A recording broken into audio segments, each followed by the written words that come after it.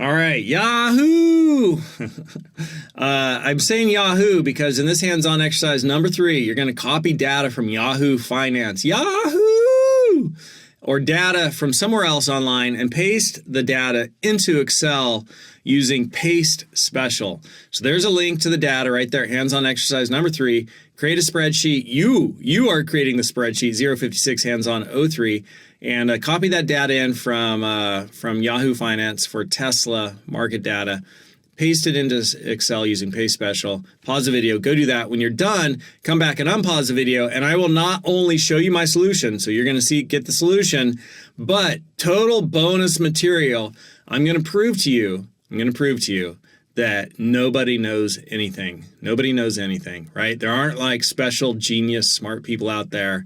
There's like we all, on the grand scheme of things, when you step back to like, space and look at the Earth from Moon, if you look at the 30,000 view, you were all equally intelligent. And nobody knows anything. I'm going to prove that to you at the end of this video.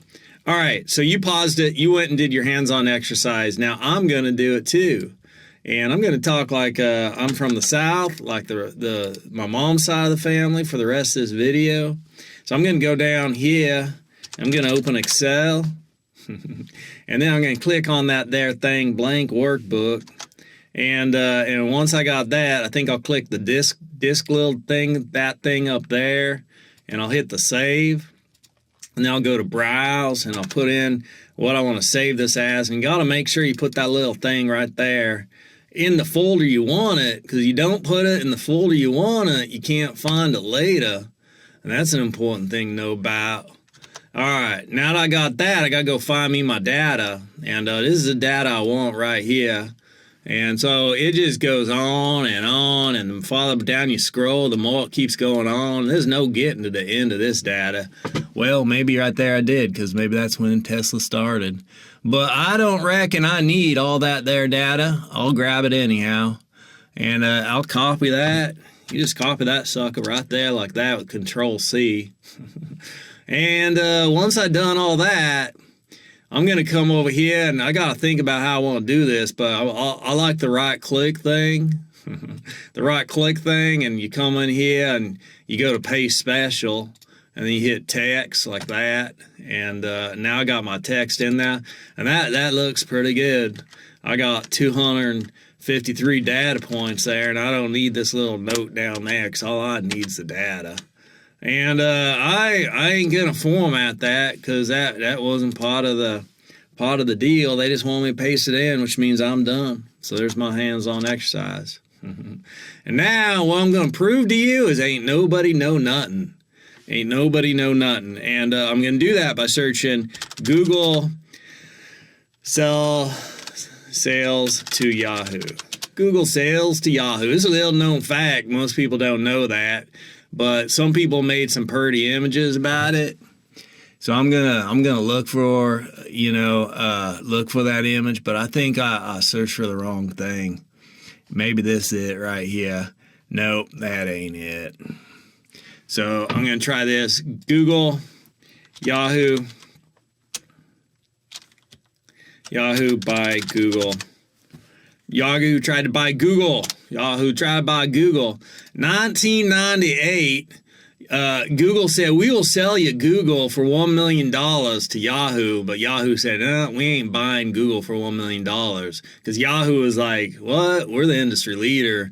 Who are these Google people? They don't know anything. And then in 2002, Yahoo realized its mistake and tried to buy Google for $3 billion, but Google says, give us $5 billion, which would have been a bargain, and Yahoo says no. And then in 2008, Yahoo refuses to be sold to Microsoft for $40 billion. And then 2016, Yahoo was sold for $4.6 billion to Verizon. Ain't nobody know nothing. That's my proof right there. That's about as much proof as you need. Ain't nobody know nothing. The smartest company at the time didn't buy its biggest competitor. And now the smartest company, well, Google's actually been doing pretty great since then, but they were willing to sell for $1 million in 1998. What a bargain. Amazing investment. And you could go to this thing called the Wayback Machine at archive.org. And you could say, what did Google look like in 1998? So you could say World Wide Web, Google.com. And way back 1998, they just got their stuff started. So you could see that, like, you know, hey, why are we going to buy you for $1 million? You just turned this all on in November. You ain't nothing. And not only did you just turn it on in November, hey, where's my Google? Ain't nothing there. Let's try again. Let's 1998, and we'll go here. And not only did you not buy it for $1 million, but you were trying to look like Yahoo back when you started, right? They were trying to look like Yahoo. So for two kids who just, like, you know, were just getting their master's degrees at Stanford, $1 million, like, hey, we've been working on this 2 months, $1 million, right on, we'll sell it to you for $1 million, and we'll each go buy a house. But Yahoo was like, we don't think your search algorithm is that good. Little did they know. Little did they know. And I lived through all this and still have somehow yet to make $1 million. And I only started learning to code right there. I was teaching just cold fusion and HTML those years right there. And then I did online education. And then right here is my ex-wife got a brain tumor and went into a coma. We divorced here, but then right around here, she got the brain tumor, went into a coma.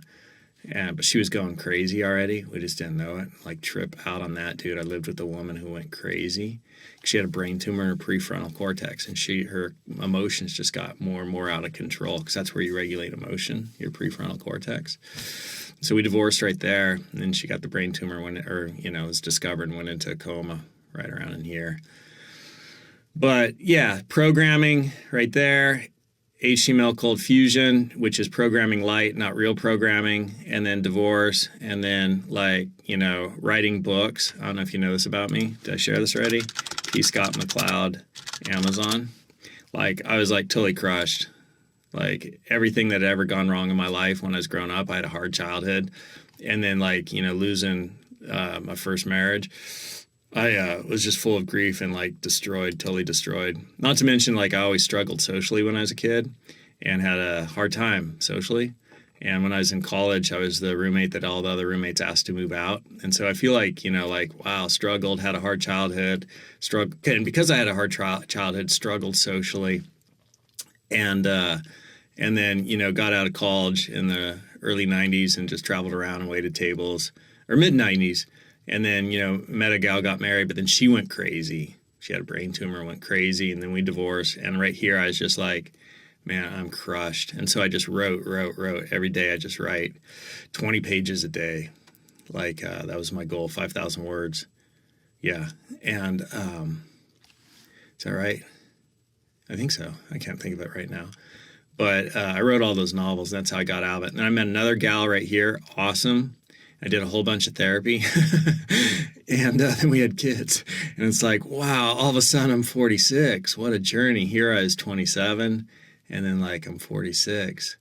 And then I really started to throw down on coding, because it's either that or try to make money from writing. And these books were just like, I'd write them and spell check them and print them.